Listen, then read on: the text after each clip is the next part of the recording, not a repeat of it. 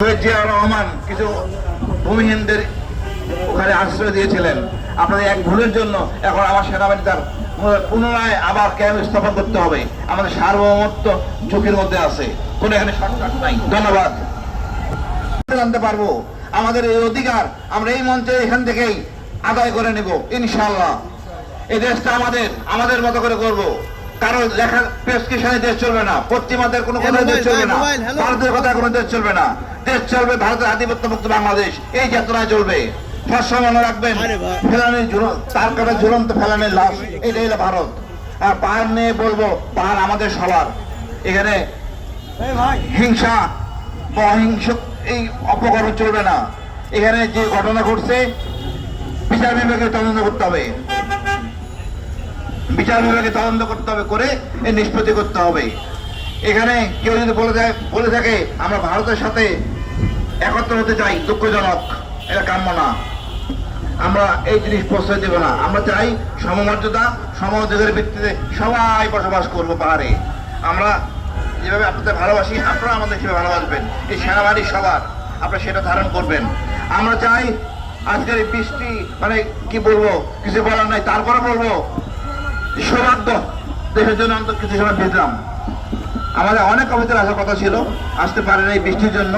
তবে আমরা মনে করি আগামী দিনগুলি আমরা রাজপথেই থাকবো যতক্ষণ পর্যন্ত আমাদের এই জুলাই সনদ বাস্তবায়ন না হবে। আপনাদের কষ্ট করে শোনার জন্য অশেষ ধন্যবাদ।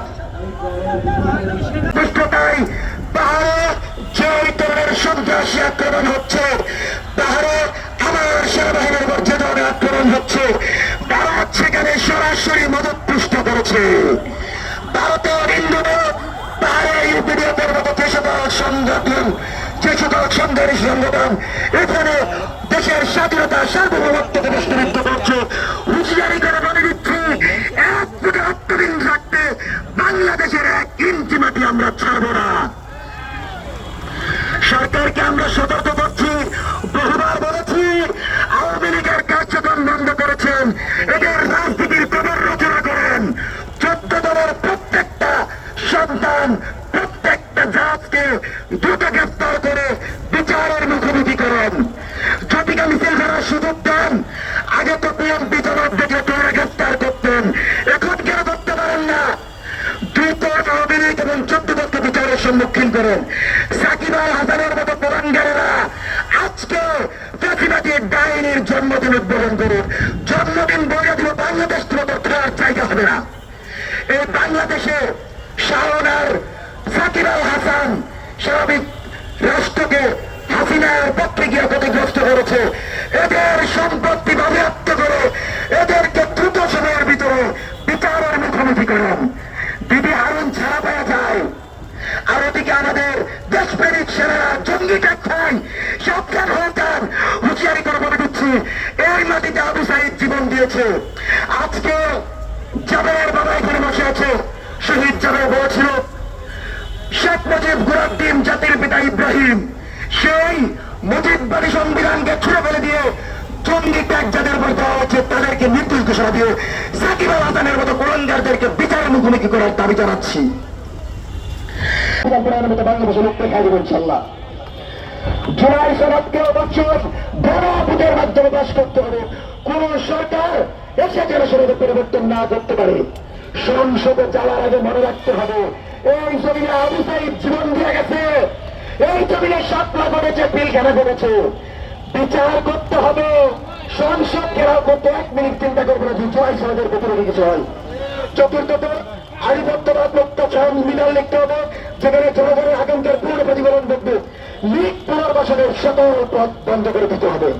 লাভক প্রতিষ্ঠিত করে বাংলাদেশের প্রেসিডেন্টের নির্বাচনে অংশগ্রহণের সকল পথ চিরতর বন্ধ করে দিতে হবে।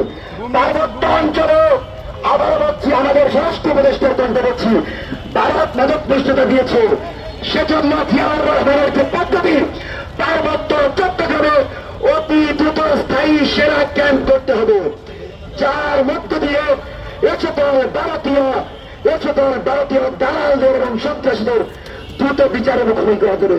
দেশপ্রেমিক সেনাবাহিনীকে আমরা দেশের জন্য কাজ করতে দেখছি।